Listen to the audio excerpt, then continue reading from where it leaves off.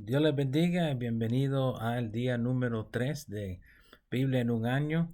Hoy es domingo y nos tocan 5 capítulos. Recuerden que en esta jornada estamos leyendo 3 capítulos por día y 5 capítulos los domingos. Siendo hoy domingo, nos van a tocar 5 capítulos de Mateo capítulo 7 a Mateo capítulo 11.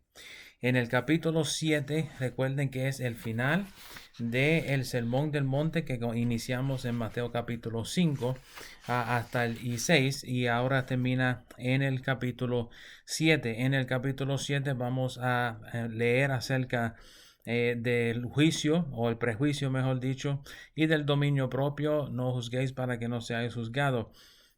Noten bien el verso 6, donde Jesús menciona, no echéis vuestras perlas delante de los cerdos. Esa es una referencia directa a las enseñanzas rabínicas, como habíamos mencionado al inicio del Sermón del Monte. Jesús está predicando un sermón rabínico en donde hay muchas enseñanzas en línea o en secuencia, que es lo que habíamos hablado, que la tradición rabínica utiliza las enseñanzas en línea como perlas y hace referencia a sus enseñanzas como perlas. Cuando Jesús dice ni echéis vuestras perlas delante de los cerdos, está haciendo una referencia a las enseñanzas rabínicas que él acaba de enseñar en el Sermón del Monte. Vas a ver también una referencia a la eficacia de la oración, aunque ya en Mateo capítulo 6 pues se hizo la referencia a la oración modelo. Regresa y de nuevo habla acerca de la eficacia de la oración y debemos relacionar a Dios mediante la oración como nuestro Padre. Amén. Habla acerca de la puerta de salvación que es estrecha y después va y habla acerca del fruto de los árboles diciendo que por el fruto lo conoceréis, obviamente haciendo una referencia a las obras de los individuos.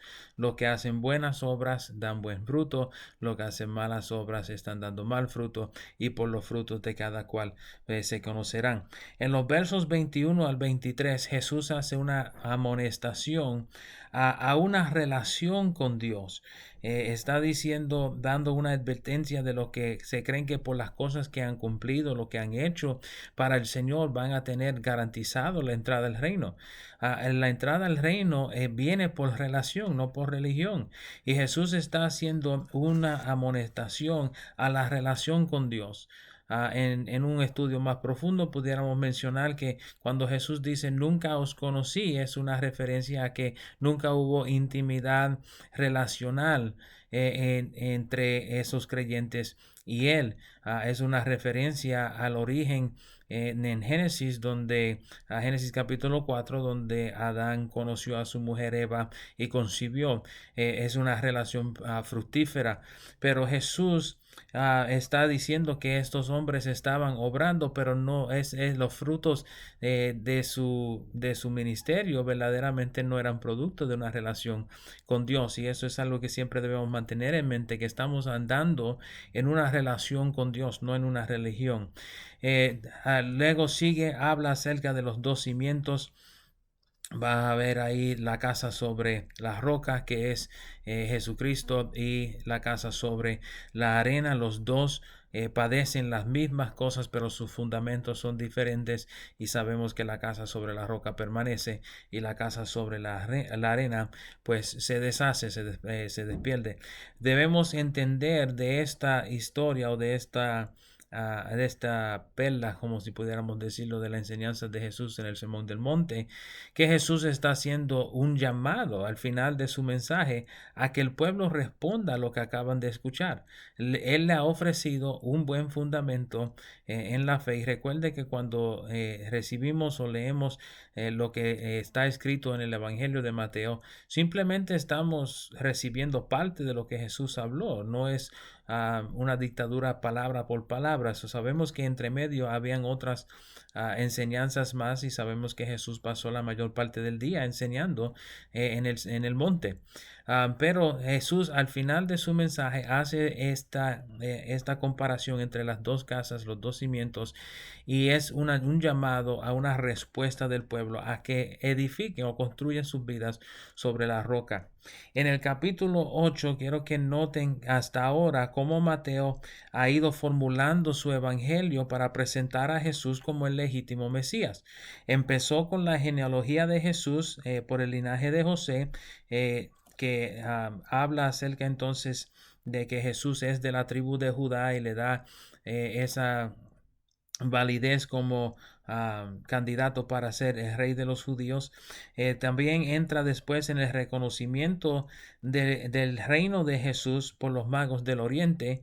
Luego de ahí partió y habló acerca del testimonio que daba Juan el Bautista acerca de Jesús, y luego de ahí en el bautismo de Jesucristo vemos que Mateo menciona la aprobación divina, donde Dios mismo habla acerca de Jesús, dando su aprobación sobre él y su ministerio, y tú eres mi hijo amado en quien tengo complacencia. Después en el capítulo, en los capítulos 5 al 7 habla acerca de las enseñanzas rabínicas de Jesús en el Sermón del Monte. Entonces todo eso ha ido preparando el caso de Mateo de que Jesús puede ser legítimamente el Mesías de Israel. Entonces, en el capítulo 8 inicia un discurso, una conversación sobre el praxis o el ministerio práctico de Jesús en la sanidad de un leproso, y deben notar ahí que Jesús sanó el leproso porque deseaba sanarlo. El leproso dice, si quieres me puedes limpiar, y Jesús le dijo, sí, quiero ser limpio. Entonces el deseo de Jesús cumplir la perfecta voluntad de Dios en traer sanidad divina. Luego vemos entonces en el criado del centurión que recibe también su sanidad. Esta es una historia de fe. Cuando el centurión le dice, puedes enviar tu palabra, porque yo soy un hombre de mando, entiendo la autoridad de palabra, puedes enviar tu palabra, no tiene que venir y mi criado será sano. Es una historia de fe, pero más que eso, es una reprensión de Israel, porque recuerda que el centurión es romano. Y entonces Jesús dice que ni en Israel había visto fe semejante a la fe de este hombre. Es una reprensión de la falta de fe en Israel, que no lo había recibido ni lo iba a recibir como Mesías. Entonces incluye también la primera referencia de Jesús a lo que es el infierno, diciendo que ahí estará el lloro y el crujir de dientes, y por eso es entonces importante ese discurso sobre la fe. Luego entra en la sanidad de la suegra de Pedro, una historia que parece ser simple, pero es a la vez compleja, porque Jesús Mateo está enseñando que Jesús verdaderamente no pasaba mucho rato o ningún rato actualmente en su propio hogar. Jesús no tenía un lugar constante en el cual posar, y en esta ocasión se encontraba en la casa de uno de sus discípulos, Simón Pedro, y su suegra estaba enferma, quien sabemos que Jesús no tan solamente la sanó, sino que después que la sanó, ella empezó a servirles. También mientras Jesús está en esa casa, se riega de que Jesús está ahí. Recuerden que acababa de predicar en el Sermón del Monte. Muchas personas le siguieron después de eso, y esa persona, sabiendo que estaba en la región y que había hecho grandes ya milagros y prodigios, trajeron los enfermos a donde Jesús estaba, y Jesús pasó toda la noche sanando enfermos y liberando a personas espiritualmente cautivas. Después de esto, Jesús va a partir, y los que quieren seguir a Jesús, pero que querían seguir a Jesús a sus términos, vemos que Jesús invalida sus excusas y les dice verdaderamente lo importante que es seguirle. Jesús entonces calma la tempestad. Vemos esa historia de cómo Jesús calma la tempestad, y al cruzar el mar vemos que llega a la región de Gádara, donde en Mateo se nos explica que hay dos endemoniados gadarenos. Esto es en contraste a lo que nos enseña Marcos capítulo 5, que había un endemoniado gadareno. Mateo hace referencia a dos. Esto no se debe ver como un contraste entre la veracidad de historias. Las dos historias son iguales, son la misma historia, sino que simplemente en Marcos capítulo 5 se enfoca particularmente sobre uno de los endemoniados y se nos da más detalle específico sobre la situación de ese hombre en particular. Mientras que Mateo generalmente habla acerca de lo que sucedió con los dos gadarenos, pero no le está dando el énfasis en el momento que Marcos le da entonces a ese acontecer. Entrando en el capítulo 9, vemos que Jesús sana a un paralítico, pero no sin antes perdonarlo. Versos 6 y 7 definen por qué Jesús le perdonó primero y que lo sanó para verdaderamente comprobar su potestad de perdonar. Verdaderamente quiso iniciar, en vez de decirle rápido de una vez, toma tu lecho y anda, le dijo, tus pecados te son perdonados. Está dando énfasis primero en la importancia de la salvación del alma por encima de la sanidad del cuerpo. Y segundo, si no le hubiese dicho, tus pecados te son perdonados primero y después corroborado su autoridad de perdonar con la sanidad, los que estuvieron presentes no iban a creer que Jesús actualmente tuviera el poder de sanar y de salvar. Vemos que aquí en esta historia Mateo comienza a enfatizar, ¿verdad? La resistencia o la oposición de los líderes religiosos de Israel y empiezan a acusar a Jesús de blasfemia, haciéndose semejante a Dios, porque para ellos solo Dios puede perdonar, y eso es correcto, pero no querían aceptar que Jesús también fuera Dios. Vemos entonces también en el capítulo 9 el llamamiento de Mateo. Algunas traducciones, dependiendo cuál traducción está leyendo, van a hacer referencia a Leví. Leví y Mateo son uno y el mismo. Y es Mateo quien escribió este evangelio que estamos leyendo. Este es el llamamiento de Mateo. Reconocen que Jesús lo llama cuando él está sentado en la banca de los publicanos. Mateo o Leví era un publicano, es decir, que cobraba impuestos para el imperio romano sobre su propio pueblo. Es posible que Mateo haya relacionado con Jesús a ese nivel, porque los publicanos eran rechazados y menospreciados por su pueblo porque eran vistos como traidores de su pueblo trabajando para Roma. No obstante, Jesús llama a Mateo, Mateo lo invita a una cena y en la cena es donde dicen, ¿qué hace tu maestro sentado con tantos pecadores? Y aquí es en este instante, no en este evangelio, pero en este instante es donde sale el comentario de que Jesús es pecador, amigo de pecadores. Luego entonces entra Mateo en el discurso sobre el ayuno de los discípulos.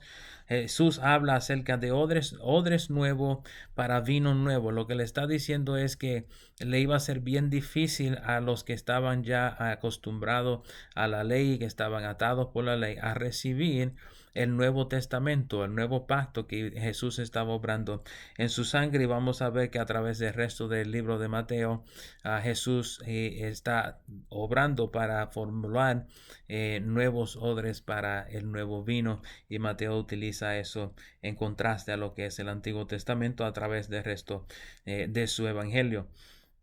En los versos 18 al 26 son sinópticos con la historia de Marcos capítulo 5 y Lucas capítulo 8, que también van mano en mano con la historia en esos libros también de la liberación del endemoniado gadareno.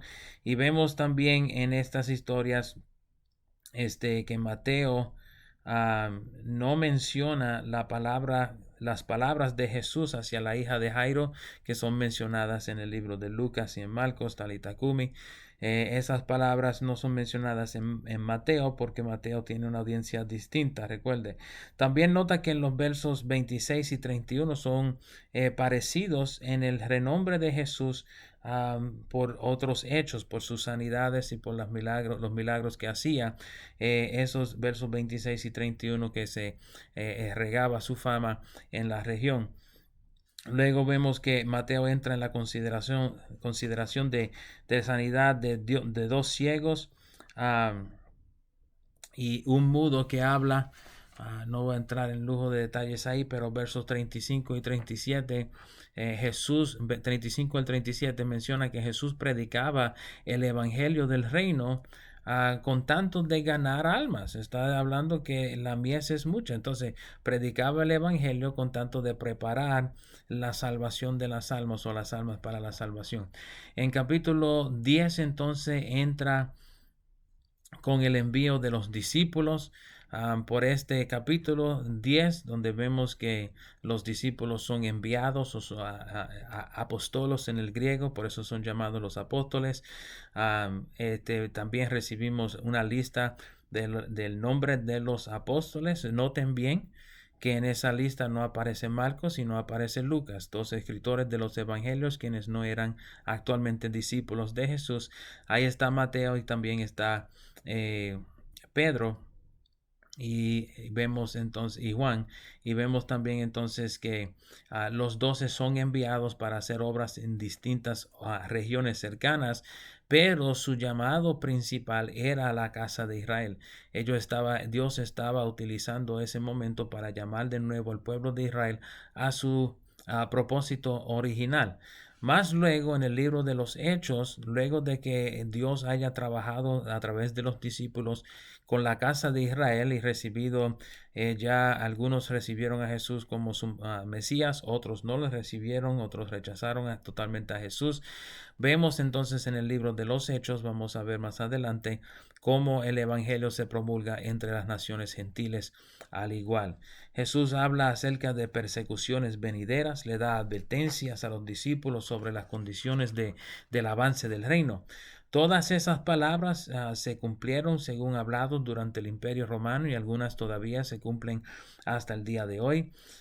Noten bien los versos 32 y 33 donde Jesús habla acerca de confesarlo a Él delante de los hombres. Si confesamos a Jesús delante de los hombres, Él nos confesará delante de su Padre, de sus santos ángeles. No debemos tener vergüenza de ser llamados hijos de Dios o ser cristianos o creyentes en el Señor Jesús. También habla acerca de división por su causa entre familias, entre ciudades, entre casas. Ahí mismo está hablando de padre, hijo, y hermanos y hermanas, que Jesús es causa de división, pero lo que verdaderamente está mencionando es cuál es el costo de seguir a Jesús, que es necesario poder resistir o padecer estas pruebas y estas cosas, rechazos del pueblo, como él también lo sintió. Pero en los versos 40 al 42 también promete un galardón para aquellos quienes son fieles en seguirle. Así que debemos mantenernos siempre al tanto de que Dios ve nuestro esfuerzo y sacrificio. En el capítulo 11 entonces entra a una discusión acerca de los mensajeros de Juan el Bautista que fueron enviados a preguntarle a Jesús si verdaderamente él era el Mesías. Recuerden que en este tiempo no lo hemos cubierto todavía en Mateo, pero para el momento que Juan envía a los mensajeros a Jesús, debemos conocer que Juan el Bautista está actualmente encarcelado y está prontamente a ser ejecutado.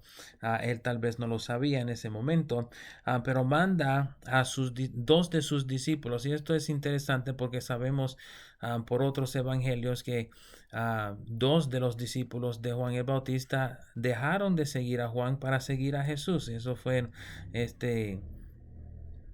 donde en el Evangelio de Juan leemos acerca de Andrés y su hermano, quienes eran discípulos de Juan el Bautista y vinieron entonces a seguir a Jesús. Lo que hay mucha discusión sobre si Juan el Bautista actualmente tenía duda alguna.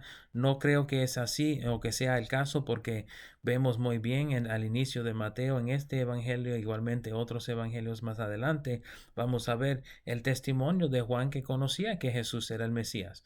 Más bien Jesús envió a sus discípulos, quienes estaban sin maestro por causa del encarcelamiento de Juan, y lo envía a donde el Mesías para que ellos pudieran ver el testimonio preciso de lo que Jesús estaba haciendo y que confirmara lo que Juan había hablado acerca del Mesías. Dicho eso, Jesús, luego de la cuestión acerca de si él es o no es el Mesías, entra en la veracidad del testimonio de Juan y dice que entre los hombres que nacen de mujer, ninguno es tan grande como Juan.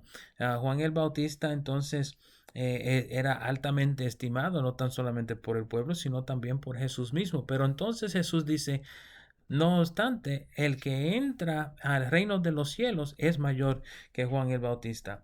Aquí vemos también en el capítulo 11 unos ayes sobre las ciudades impenitentes. Se me hace mención acerca de Tiro y de Sidón, también de Sodoma. Esas tres ciudades fueron tres ciudades destruidas por Dios en el Antiguo Testamento por causa de su falta de fe y por su maldad.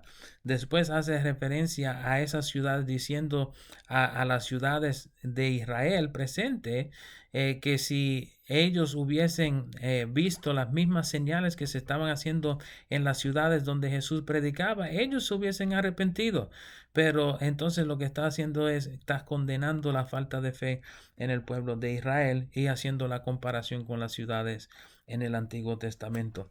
El capítulo 11 también menciona, creo que brinqué por encima, pero menciona también que el reino de los cielos sufre violencia, los violentos lo arrebatan. Eso no es una referencia a fe violenta, es una referencia a persecución, y hace mención específica desde el tiempo de Juan el Bautista, o sea, del tiempo de los profetas mesiánicos, del cual Juan era el último, hasta ahora, siendo la manifestación del Mesías plenamente entre el pueblo. El reino de los cielos sufre violencia y los violentos la arrebatan. Lo que estaba diciendo era que la época de la profecía mesiánica, no de la profecía como tal, sino la profecía mesiánica, y estaba terminando, y que el tiempo de la violencia en contra del reino iba a terminar, porque entonces el reino estaba llegando hacia los hombres. O sea que a pesar de las persecuciones de que el hombre quería hacer o llevarle a cabo al reino de Dios, el reino de Dios se sigue avanzando. Y finalmente habla acerca de: venid a mí y descansad, porque mi yugo es fácil y ligera mi carga. Yo sé que es mucho material que cubrir en el día de hoy. Es nuestro primer día leyendo los 5 capítulos, pero le exhorto a que tome el tiempo, léelo con calma, tome su bolígrafo y su cuaderno, tome notas. Si tiene preguntas, con toda libertad puede entonces escribirlas, hacernoslas a conocer, y haremos lo posible para ayudarle en esta jornada mientras seguimos trazando la Biblia en un año. Dios les bendiga y gracias por estar con nosotros en el día de hoy.